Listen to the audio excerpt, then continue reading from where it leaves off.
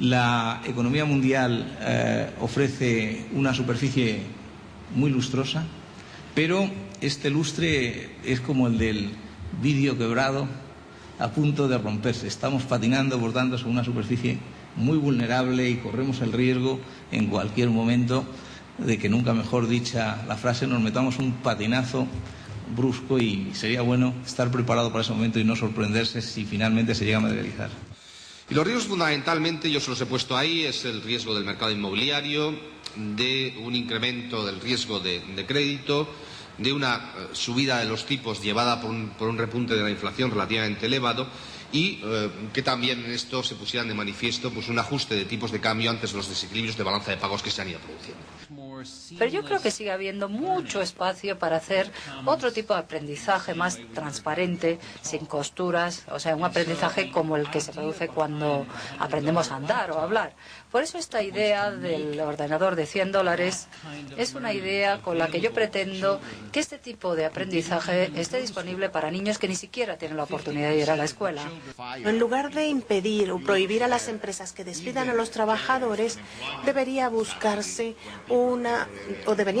condiciones de empleo temporal en la que las empresas puedan despedir libremente a los trabajadores dentro de un esquema más flexible, en lugar de verse obligados a mantener a estos empleados. Tal vez ofrecer una especie de subvención a los empleados hasta que encuentren otro empleo. Normas claras y normas para todos. La diferencia, y eso está en camino de servidumbre, entre el intervencionista y el liberal, es que el liberal lo que quiere es pocas leyes muy claras y que se apliquen a todo el mundo. Y el intervencionista lo que quiere es que no haya leyes, que en cada caso concreto vaya aplicando su propio criterio y con un arbitrismo a ver cómo resuelvo cada uno de los casos según tenga en gana, y eso lo que supone es incertidumbre y arbitrariedad. Tenemos una enorme preocupación por las restricciones que puede establecer o los incrementos de coste que puede generar el cambio climático. Yo estoy enormemente preocupado por el cambio climático, puesto que el cambio climático, a mi juicio, es un ejercicio de libro de public choice. Si Buchanan estuviera en mejores condiciones, me han comentado que está bastante fastidiado, nosotros le trajimos hace unos años, pero clarísimamente pondría el ejemplo del cambio climático.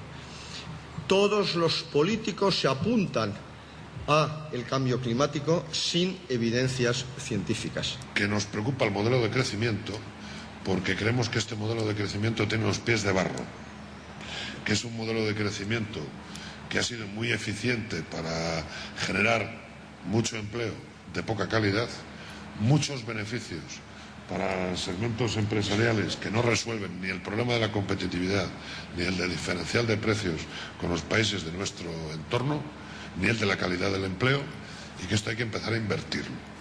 La izquierda europea no es, y española especialmente, no es marxista, es rusoniana. En Rousseau está la idea de que todas las desgracias del mundo tienen el origen en la propiedad privada, en aquel señor que cercó un día una finca y la gente fue lo suficientemente estúpida como para aceptarlo. Dice Rousseau, este señor tiene razón en una cosa, sentó las bases de la sociedad civil, dice Rousseau, pero a continuación añade que esto fue fuente de todas las guerras, desgracias que han ocurrido en la humanidad, cuando lo que ocurrió fue exactamente lo contrario. Si hay algo que ha evitado las guerras y las desgracias es el respeto a la propiedad privada. El ecologismo ingenuo que vivimos, eso está en Rousseau. Esta idea de la educación permisiva, pero con unos valores orientados. En esencia, el actual gobierno es un gobierno rusoniano, sin saberlo. El tema de la energía le afecta especialmente porque España es un país con una enorme dependencia de los productos energéticos básicos. Es decir, el 52% de nuestra producción primaria es petróleo y el 20% es gas. De manera que todo lo que signifique tensar esos mercados se traducirá en una mayor dificultad para crecer de la economía española y una mayor tensión sobre los precios. Nos estamos endeudando, como se ha dicho, y que esta deuda nos hace muy vulnerables a la evolución del tipo de interés, cuyo incremento nos puede reducir la capacidad de demanda interna para consumo y otras cosas, y cuyo incremento también va a reducir el valor del patrimonio. El descenso en el tipo de interés hizo que las viviendas subieran de valor. Lo contrario, o sea, el aumento del tipo de interés hace que bajen de valor. En la economía es esencial la productividad. Es esencial para una ruta de progreso, quizá no para una ruta progresista. Eso es otro problema, ¿no?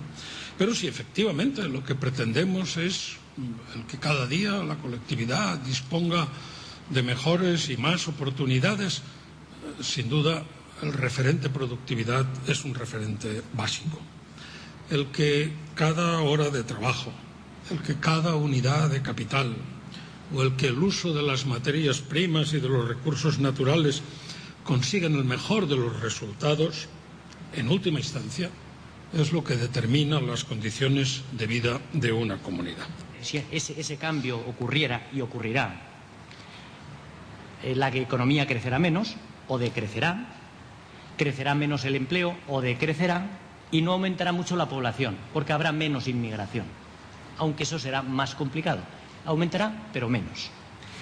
Y en principio lo que ocurriría, y de forma permanente, es que las tasas de crecimiento del PIB pasarían a situarse en torno al 2%. Un porcentaje similar al promedio de la Unión Europea, excepto que surja algún factor, algún sector especialmente productivo que sustituya al de la construcción y que yo no veo, pero a lo mejor existe. Pero si somos el 10% y el resto son el 90%, pues puede haber una tensión. Yo creo que las sociedades biculturales son las menos estables del mundo, sobre todo cuando no está claro quién es la minoría y quién es la mayoría. Las sociedades biculturales siempre van a tener esa falta de estabilidad, a veces de una forma benigna, en Fiji, por ejemplo, pues en Irlanda del Norte, pero a veces puede conllevar una genocida, como en Ruanda o Bosnia. Yo estoy por la absoluta asimilación de los valores. Es decir, el que no es de esta cultura democrática tiene que serlo. Y si no, puerta. Por eso es muy importante, puerta. Tenemos que detectar absolutamente dónde están los inmigrantes que no quieren ser como nosotros, de cultura democrática. Lo inadmisible en una sociedad abierta, libre, basada en la democracia, en los derechos individuales, no puede ser tolerado. La falta de respeto a la ley, temas como la igualdad de la mujer, la mutilación sexual de la que ayer nos hablaba Cadi Coita, o los matrimonios forzados que en otras naciones occidentales son un verdadero problema, son cuestiones que son intolerables en una sociedad abierta y libre. Y además son intolerables, ojo, no para protegernos a los autóctonos. O sea, a nosotros nadie nos va a forzar a un matrimonio. Es para salvaguardar los derechos de quienes vienen, ¿no? Y estamos dispuestos a desenmascarar a todos los que han entronizado la mentira para maquillar inconfesables negociaciones secretas. Ahora esos reclaman silencio y claman que lo leal es el silencio.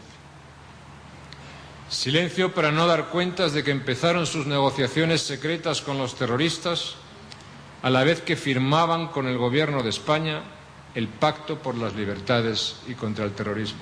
Personalmente asumo mi responsabilidad al comprometerme a llevar a cabo desde el Gobierno una reforma educativa que permita a nuestro país abordar su futuro con bases más sólidas y con fundamentos mucho más compartidos y valiosos en sus objetivos. Quiero que nuestro país afronte una política educativa de Estado, una política de excelencia y calidad en los contenidos y en la metodología, una educación que tenga la vocación de servir a muchas generaciones.